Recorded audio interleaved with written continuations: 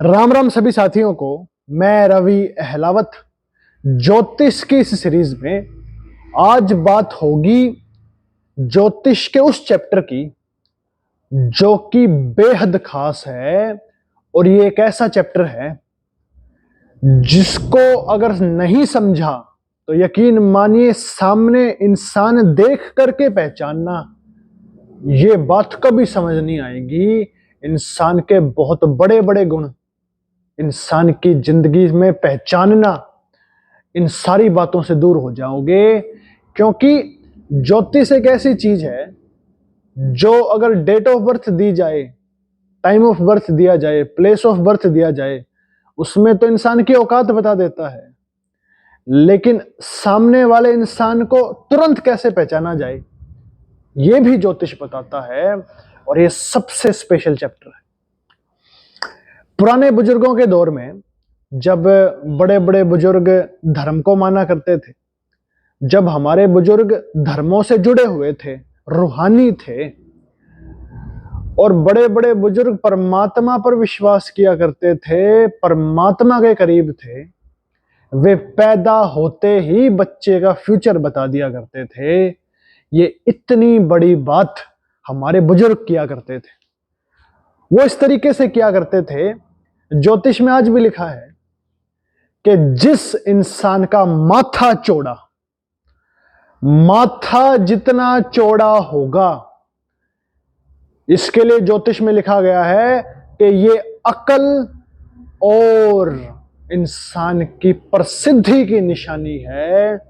इंसान अकल वाला होगा और प्रसिद्ध होगा। माथा चौड़ा होना इंसान की अकल ज्यादा होने की निशानी है। माथा चौड़ा होना यानी कि इंसान अब ऐसे काम कर जाएगा जिंदगी में जो दूसरों को फायदा दे, और इस इंसान के पास ये कोई ऐसे काम करता होगा कि ये इस इंसान के पास लोग आएंगे तकलीफों को लेकर के, और ये उसका इलाज बताता होगा।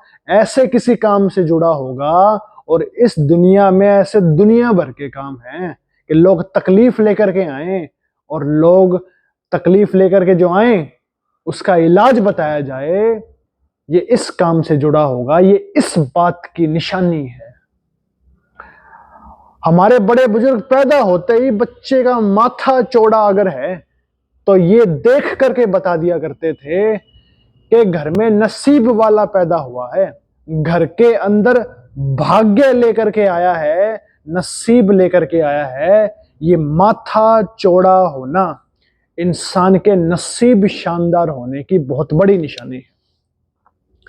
ये तो एक छोटी सी बात है। इससे एक और बड़ी बात, जिस इंसान का माथा तो चलो चौड़ा है, लेकिन अगर तिलक लगाने की जगह के आसपास का एरिया, ये तिलक लगाने की जगह के आसपास का एरिया अगर बाहर की तरफ उभरा हुआ है, बाहर की तरफ उभरना, तिलक लगाने की जगह के आसपास का एरिया बाहर की तरफ उभरा हुआ होना, ये भी बहुत बड़ी बात है। ये भी नसीब शानदार होने की बात है। बल्कि ये तो केतु प्रबल होने की निशानी है। और केतु तभी प्रबल होगा जब बुध, मंगल और बृहस्पति प्रबल होंगे। इसके बीज इंसान के शरीर में प्रबल होंगे। ये इस बात की निशानी है। और जिसका माथा चौड़ा, वो तो अकल वाला और इरफान वाला यानी कि प्रसिद्धि वाला, और जिसका तिलक लगाने की जगह के आसपास का एरिया बाहर की तरफ उभरा हुआ, ये बुद्धिमता साथ लाए हुए किस्मत का मालिक।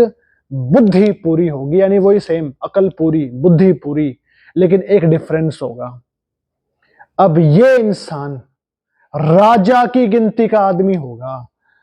ज्योतिष के अंदर लिखा है जिसका तिलक लगाने की जगह के आसपास के एरिया बाहर की तरफ उभरा हुआ, वो राजा की गिनती का आदमी। यानी कि अपनी जिंदगी में जैसे राजा ऑर्डर देकर के दूसरों से काम करवाता है और दूसरों की भलाई भी करता है, ये सारे गुण उसके अंदर होंगे। भलाई के काम जरूर करेगा। ये नेक नसीब होने की निशानी है। ये इतनी बड़ी बात ज्योतिष बताता है। तो जिसका माथा चौड़ा, या बाहर की तरफ उभरा हुआ तिलक लगाने की जगह के आसपास का एरिया, समझो अब ये नेक नसीब होने की निशानी है। दोनों इंसान की जितनी मैंने पर्सनालिटी के स्वभाव बताए, ये सारे उसके अंदर होंगे। उसके बीज, उसके अंदर ये बीज समाये हुए होंगे। ये नसीब होगा इंसान का।